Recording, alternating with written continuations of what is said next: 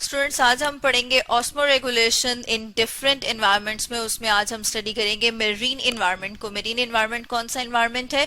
Marine environment जैसे कि हम कह रहे हैं कि समंदर और वहां पे आसपास जो माहौल है, मतलब जो समंदर के अंदर का, उसे कहा जाता है मेरीन एनवायरनमेंट। मेरीन एनवायरनमेंट में ऑर्गेनिजम्स कौन कौन से, उनको हम डिवाइड करते हैं वर्टिब्रेट्स और इनवर्टिब्रेट्स में। इनवर्टिब्रेट्स कौन से ऑर्गेनिजम्स होते हैं?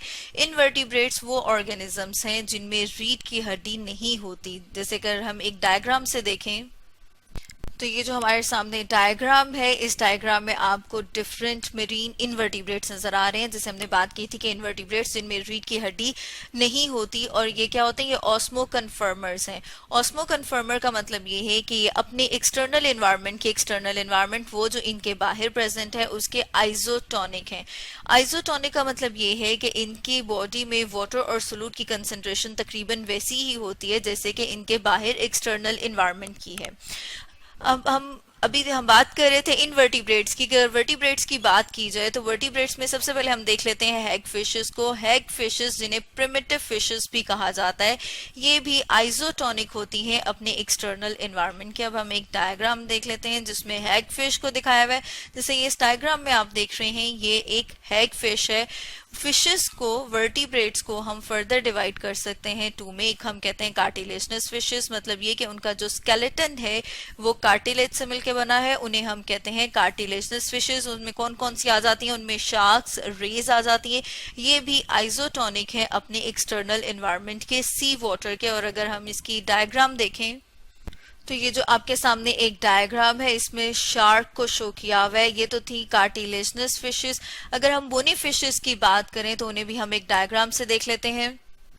ये जो आपके सामने डायग्राम है, ये बोनी फिश की डायग्राम है। और अगर हम बात करें कि बोनी फिश जो है वो किस तरह से अपने वाटर और सोलूट के बैलेंस को मेंटेन करती है, तो इसके लिए हम देख लेते हैं कि ये जो बोनी फिशेस हैं ये हाइपोटोनिक होती हैं अपने एक्सटर्नल एनवायरनमेंट के।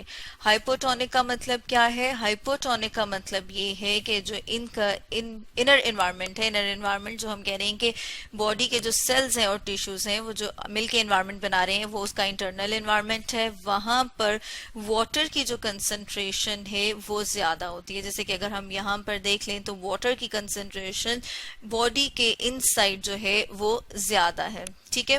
और अगर आउटर एनवायरनमेंट, जैसे हम देख रहे हैं कि ये क्या प्रेजेंट है? वाटर प्रेजेंट है। तो आउटर एनवायरनमेंट में वाटर की कंसंट्रेशन अगर कंपेयर किया जाए तो वो कम है एज कंपेयर टू उसके इंटरनल एनवायरनमेंट। जैसे कि हमें पता है कि वाटर जो है वो हमेशा मूव करता है हायर से लो कंसंट्रेशन की तरफ। तो यहाँ पर भी क्या होगा कि इन फिशेस को जो प्रॉब्लम फेस करनी पड़ती है वो ये है कि इनमें ये टेंडेंसी है कि ये अपने वाटर को लूज कर सकती हैं, क्योंकि वाटर जो है वो मूव करेगा फिर इनके आउटर एनवायरनमेंट से इनके एक्सटर्नल एनवायरनमेंट में।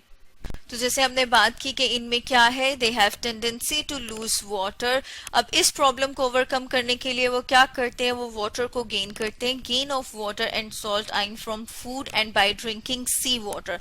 मतलब उनमें ये टेंडेंसी है कि वो वाटर को लूज कर सकते हैं। तो इस प्रॉब्लम को ओवरकम करने के लिए वो वाटर का इनटेक करते हैं, ज्यादा से ज्यादा पानी पीते हैं, ठीक है। इसकी वजह से होगा क्या? क्योंकि वो सी वाटर का इनटेक कर रहे हैं। से हम यहाँ पे देख रहे हैं कि सी वाटर का इनटेक कर रहे हैं। और सी वाटर, जैसे आपने देखा होगा या कभी आपने एक्सपीरियंस किया हो कि सी वाटर जो है वो पीने के काबिल नहीं होता। क्यों? क्योंकि उसमें जो सॉल्ट है वो, उसकी कंसंट्रेशन बहुत ज्यादा है, मतलब वो बहुत ज्यादा नमकीन होता है। तो इसलिए हम उससे पीने के लिए इस्तेमाल नहीं कर सकते।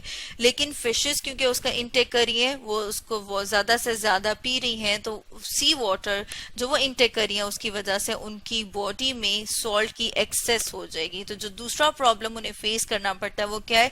वो एक्सेस सॉल्ट हो जाता है उनकी बॉडी में, ठीक है। सबसे पहले हमने कहा कि वो क्या है कि उनमें ये टेंडेंसी है कि वो वाटर को लूज कर दें। दूसरा क्या है कि सी वाटर के ड्रिंक करने से उनकी बॉडी में एक्सेस सॉल्ट हो जाता है। अब इस प्रॉब्लम को वो कैसे ओवरकम करते हैं? इस प्रॉब्लम को ओवरकम करने के लिए वो एक्सक्रीट करते हैं सॉल्ट को अपने गिल्स से। उसके अलावा वो एक्सक्रीट करते हैं सॉल्ट और आयन को, ठीक है, अपनी किडनी से भी यूरिन की फॉर्म में। तो अगर हम एक और डायग्राम से यहाँ पर देखें तो ये आपके सामने एक और डायग्राम आ रही है। जैसे इस डायग्राम में आप देख रहे हैं कि जो फिश है वो एक्सक्रीट कर रही है अपने मोनोवेलेंट जिसमें आप देख रहे हैं कि सिंगल चार्ज प्रेजेंट है, लाइक सोडियम है, पोटाशियम है, क्लोरीन है, ये इसको कहाँ से रिमूव कर रही है? इसको रिमूव कर रही है अपने गिल से। उसके अलावा ये मैग्नीशियम और सल्फेट आयन को रिमूव करती है अपने किडनी से। बहुत सारी फिशेस ऐसी हैं जिनमें सॉल्ट को एक्सक्रीट करने के लिए स्पेशल टाइप के ग्लैंड्स प्रेजेंट होते हैं। उन ग्लैंड्स को कहा जाता है सॉल्ट सिक्रीटिंग ग्लैंड्स। क्यों? क्योंकि वो सॉल्ट को सिक्रीट कर रहे हैं, इसलिए उन ग्लैंड्स को हम सॉल्ट सिक्रीटिंग ग्लैंड्स कहते हैं। और उनका अगर नाम देखा जाए कि उनको क्या नाम है, उन्हें कहा जाता है रेक्टल ग्लैंड। इन्हें रेक्टल ग्लैंड इसलिए कह रहे हैं क्योंकि ये कहाँ प्रेजेंट है? ये उसकी रेक्टम के पास प्रेजेंट होते हैं। और एक्सेस सॉल्ट को फिर फर्दर कहाँ भेज दिया जाता है? रेक्टम में, और रेक्टम से उसे बॉडी से बाहर एक्सक्रीट आउट कर दिया जाता है। तो स्टूडेंट्स, आज हमने पढ़ा ऑस्मोरेगुलेशन इन मेरीन एनवायरनमेंट के बारे में।